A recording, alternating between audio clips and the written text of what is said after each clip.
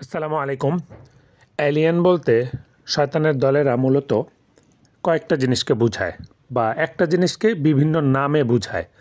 যেমন extra টেরেস্টেরিয়াল being অথবা higher being বা হায়ার ডাইমেনশনাল বিইং, মানে হচ্ছে ভিনগ্রহীবাসী, পৃথিবীর বাহিরের অন্য জগতের বা ওদের ভাষ্যমতো অন্য কোনো গ্রহের বাসিন্দা, যাদের কাছে অ্যাডভান্স টেকনোলজি আছে এবং যারা অনেক উন্নত বুদ্ধিসম্পন্ন একটি প্রাণী বা জীব।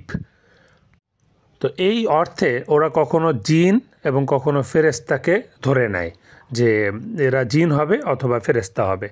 আর সাধারণ মানুষদেরকে বোঝায় যে জিন এবং ফেরেস্তার বাহিরে অন্য কোনো আরেকটা জীব বা আরেকটা প্রাণী জাতি, এরকম সাধারণ মানুষের কাছে প্রচার করে রাখছে।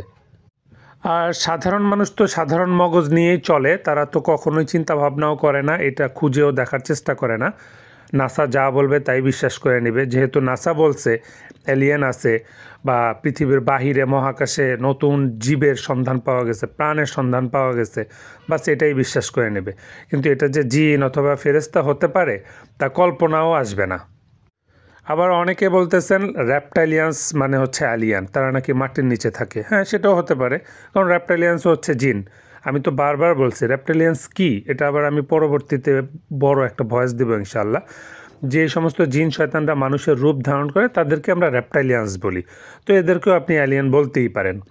আর যদি বলেন যে মাটির নিচে থাকে, হ্যাঁ সেটাও বলতে পারেন, কারণ অনেক জিন শয়তান আছে মাটির নিচে থাকে। তো সেই অর্থে আপনি ওটা বলতেই পারেন। এখন মূল কথা হচ্ছে ওরা ফেরেশতাদেরকে এলিয়েন বলে কি করতে চাচ্ছে বা কি বুঝাতে চাচ্ছে, ওদের উদ্দেশ্যটা কি, প্ল্যানটা কি। সেটা হচ্ছে, আমি কিছুদিন আগে একটা পোস্ট দিছি যে ওরা মূলত এলিয়েন ইনভেশন দ্বারা ফেরেশতাদের আগমনকে এবং ঈসা আলাইহিস সালামের আগমনকে বুঝাইতে চাচ্ছে। যে ঈসা আলাইহিস সালাম এবং ফেরেশতারা এসে পৃথিবীতে একটা বিপর্যয় সৃষ্টি করবে, স্বাভাবিক ব্যাপার, ওদের পৃথিবীর জন্য বিপর্যয়, ওদের নেতা দাজ্জালের জন্য একটা বিপর্যয়, সেটাকে ওরা এখন থেকে প্রমোট করতেছে। তো এই জন্যই বিভিন্ন মুভি এবং ডকুমেন্টারি দ্বারা মানুষের ব্রেন ড্যামেজ করে দেওয়া হয়েছে। আমি এখানে ওয়াশ বলবো না, ড্যামেজ বলবো। ড্যামেজ করে দিয়ে বোঝানো হয়েছে যে অ্যালিয়ানরা যখন অ্যাটাক করবে তখন পুরো পৃথিবীতে ভয়াবহ একটা বিপর্যয় নেমে আসবে। তাই মানুষকে এখন থেকেই সতর্ক থাকতে হবে। আর পুরো পৃথিবীকে একসাথে হইতে হবে, সবাই মিলে একসাথে অ্যালিয়ানদের বিরুদ্ধে যুদ্ধ করতে হবে, অর্থাৎ ফেরেশতা, ঈসা আলাইহিস সালাম, ইমাম মাহদী এবং মুজাহিদদের বিরুদ্ধে যুদ্ধ করতে হবে। এটাই হচ্ছে ওদের মূল প্রোমো। তো এগুলি কিন্তু ওরা অনেক আগে থেকেই করতেছে। আপনারা নাসাকে মহাকাশ সংস্থা মনে করেন না, নাসা হচ্ছে একটা স্যাটানিক অর্গানাইজেশন। ও অনেক আগে থেকে ফেরেশতাদের আগমন, ফেরেশতারা কখন পৃথিবীতে আসে কখন যায় এগুলিকে অবজার্ভ করার জন্যই বিভিন্ন ডিভাইস সেট করে রাখতেছে, আকাশে, জমিনে, সব জায়গায়। এই যে রেডিয়েশন, রাডার, এগুলি দিয়ে, ঠিক আছে, আপনার বিমান চলতেছে, নেটওয়ার্ক পাইতেছি, তার পিছে পিছে আরেকটা কাজ হচ্ছে যে যাতে ধরা পড়ে যে কখন ফেরেশতারা আসে যায়, ওদের সিগন্যাল দিবে রাডারে বা ডিভাইসে যে হ্যাঁ একটা অন্য কোনো অবজেক্ট আসতেছে বা যাইতেছে, যাতে ওই ফেরেশতাদের আগমনকে ঠেকাইতে পারে। যদিও ওরা পারবে না কখনো ইনশাআল্লাহ, তারপরেও চেষ্টা করে। এই তথ্যগুলো আপনারা আরও বিস্তারিত পাবেন তৃতীয় বিশ্বযুদ্ধ এবং দাজ্জাল বইতে, আরও পাবেন বারমুডা ট্রায়াঙ্গল ও দাজ্জাল বইতে। মনোযোগ দিয়ে পড়লে খেয়াল করবেন, অবশ্যই পড়ছেন, যারা পড়ছেন তারা নিশ্চয়ই মনে রাখছেন, আবার কেউ হয়তো ভুলে গেছেন, আবার একটু চোখ বুলায়েন, ইনশাআল্লাহ পাবেন। নাসার বদমাইশগুলো চাঁদের উপরে পর্যন্ত হামলা করছে। অ্যাপোলো 11 সম্ভবত, প্রজেক্ট 11, প্রজেক্ট নামটা আমি ভুলে গেছি, আমার বইতে এবং ভিডিওতে আছে। তো চাঁদের উপরে একটা হামলা করা হয়েছিল, মিসাইল মারছিল যে চাঁদকে ধ্বংস করে দিবে। মানে এরা কত বড় শয়তান, চাঁদকেও ধ্বংস করে দিতে হয়। মানে এদের ধারণা হচ্ছে চাঁদে ফেরেশতাদের ঘাঁটি আছে, তো এই ফেরেশতাদেরকে ধ্বংস করে দিতে হবে। মানে ওদের এই সমস্ত এই যে রে টাইপের যত ওয়েপন তৈরি করা হচ্ছে, এগুলো মূলত ফেরেশতাদের সাথে যুদ্ধ করার জন্য। বিষয়টা আরেকবার আমি একদম সহজভাবে ক্লিয়ার করে দিই। যখন মানুষ জানবে যে হ্যাঁ এলিয়েন আসতেছে, যেহেতু মুভিকে মানুষ বিশ্বাস করে, তো এখন থেকেই মানুষ ধারণা করে নিচ্ছে যে এলিয়েন আসবে, অ্যাটাক করবে, পৃথিবীকে ধ্বংস করে দিবে, বিপর্যয় সৃষ্টি করবে। তো যখন ঈসা আলাইহিস সালাম আসবেন তখন তো স্বাভাবিকভাবেই উনি পুরা সিস্টেমের বিরুদ্ধে যুদ্ধ করবেন। উনি কর উঠাইয়া দিবেন, শূকর হত্যা করবেন, দাজ্জালি বাহিনীদেরকে হত্যা করবেন, সমস্ত সিস্টেমকে পরিবর্তন করবেন। আর যেহেতু উনি আসমান থেকে অবতরণ করবেন ফেরেশতাদের মাধ্যমে, স্বাভাবিকভাবেই মানুষের কাছে এটা মনে হবে যে এলিয়ান, বাহিরের কিছু আসছে, ক্ষতিকর কিছু আসছে, নাউজুবিল্লাহ।